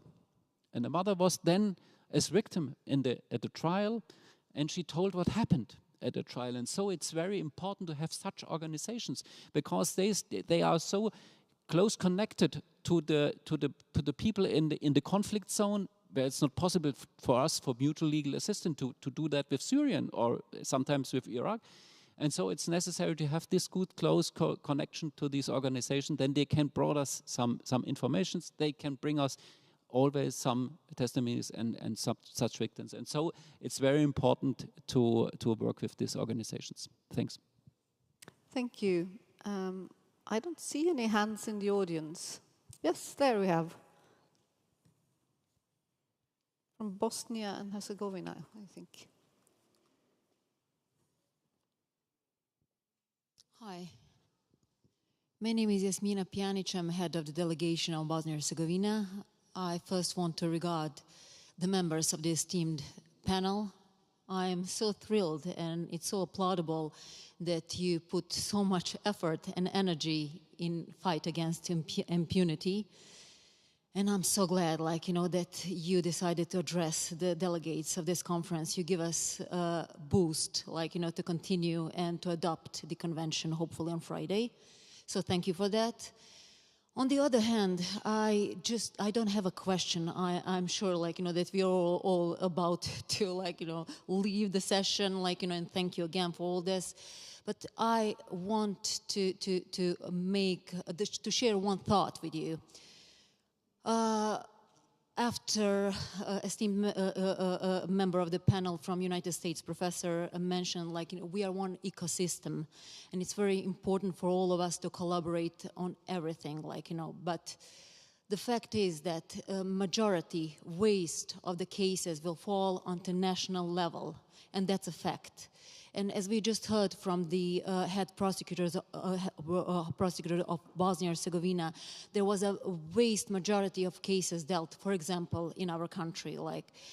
Let us not forget the importance of the legal challenges, international legal challenges dealt at the national level. We have dealt with issues of command responsibility, joint criminal enterprise, extremely complicated issues of armed conflict, international armed conflict and internal armed conflict within one country. Serious issues which take serious consideration. I just want to remind esteemed members of the panel, and delegates, how important it is to take the lessons learned from the national jurisdictions and to learn the lessons and use them at the international level. Please don't ignore that, because there was a lot of money invested in the national jurisdictions in order to reach this end. So that was all that I needed to share with you. Thank you very much for your attention.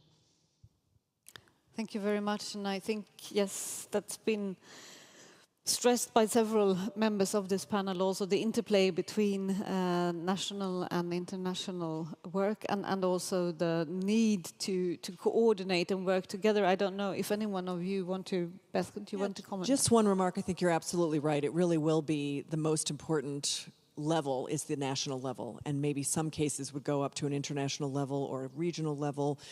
The US, the UK, and the EU have created the Atrocity Crimes Advisory Group precisely for this purpose in the Ukraine context, to invest in what the Prosecutor General is trying to do with his 84,000 plus registered potential war crimes and other atrocities, to provide him with the support he needs from the international community, from experts, many of whom have served in international tribunals or with national war crimes units, including the ICTY. And so you have someone who may have experience prosecuting the siege of Sarajevo, who then now is working side by side with prosecutors who are prosecuting the siege of Mariupol.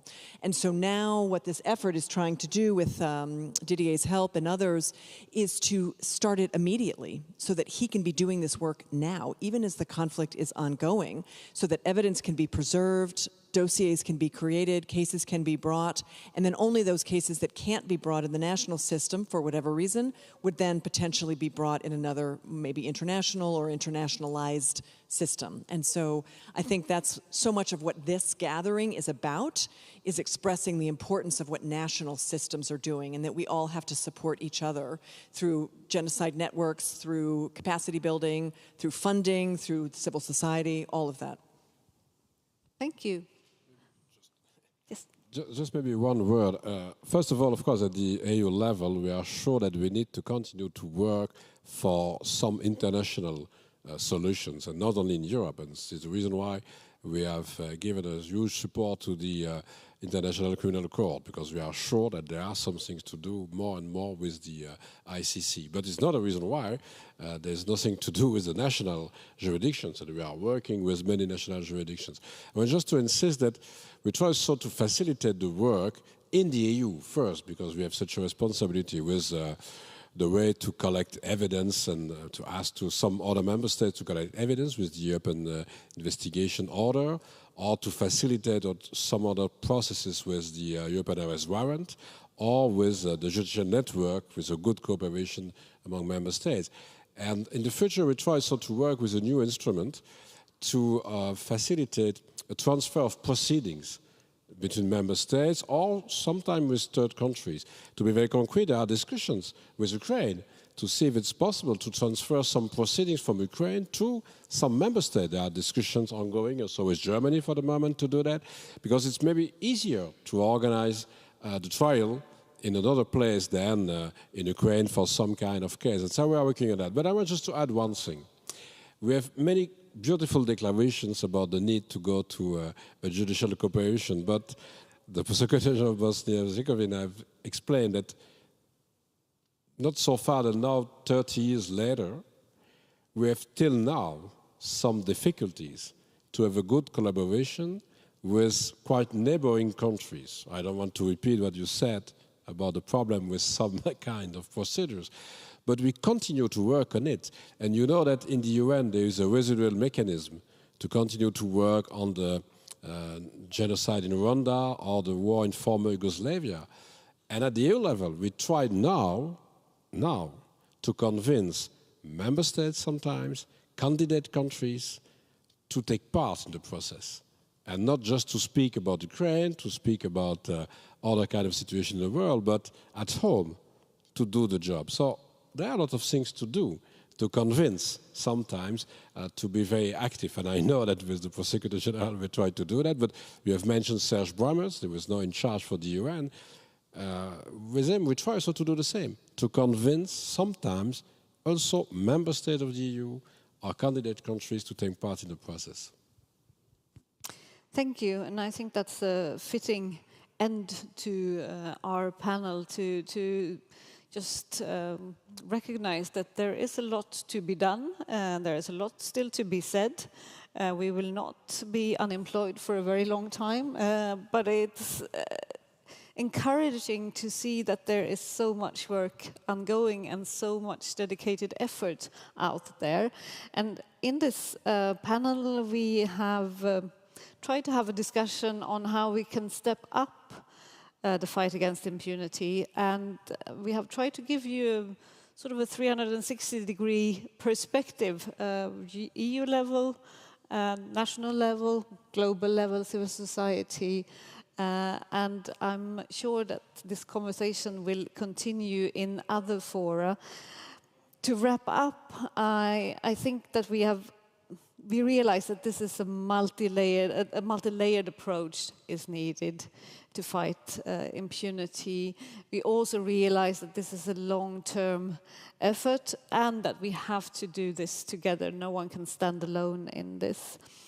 I hope that this conversation has been inspiring for you in your efforts going forward with the work on the convention for the next few days, and that you have been given some new insights thanks to the panelists. And I want you to join me in a big round of applause for them for being here and sharing their experience. Thank you, all of you.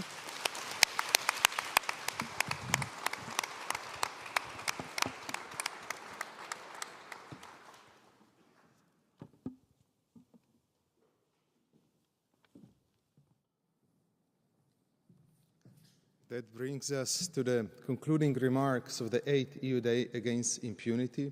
Also, my personal thanks to all the panelists for your excellent remarks and interventions and presentations, and to you, Anna-Karin, for excellent chairing of this panel.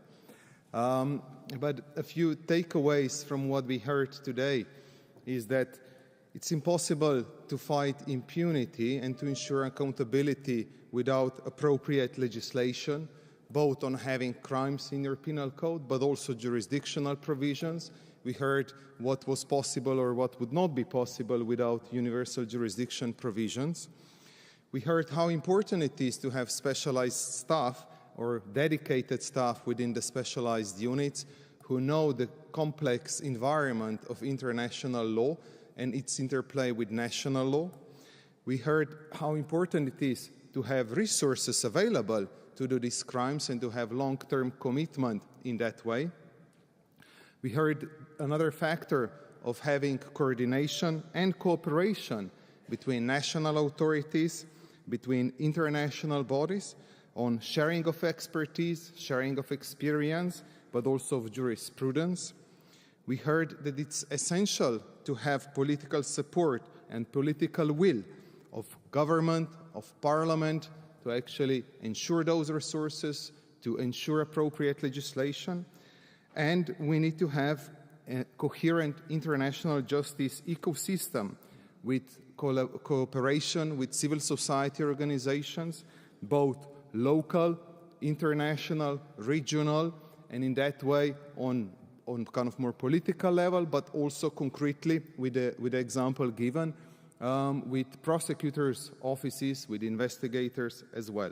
We also need ecosystem that ensures cooperation between civil society organizations, national authorities, regional bodies, international tribunals, and court. So all these are sort of essential factors that we can have successful fight against impunity and that we can ensure accountability for the most horrible crimes and to be sure that we can deliver justice to victims. Many thanks to all distinguished guests. Many thanks to the audience, and also many thanks to our online participants. With this, I will conclude the 8th Day Against Impunity, that I am sure that together we will have success in the future in fighting these crimes and ensuring accountability. Many thanks.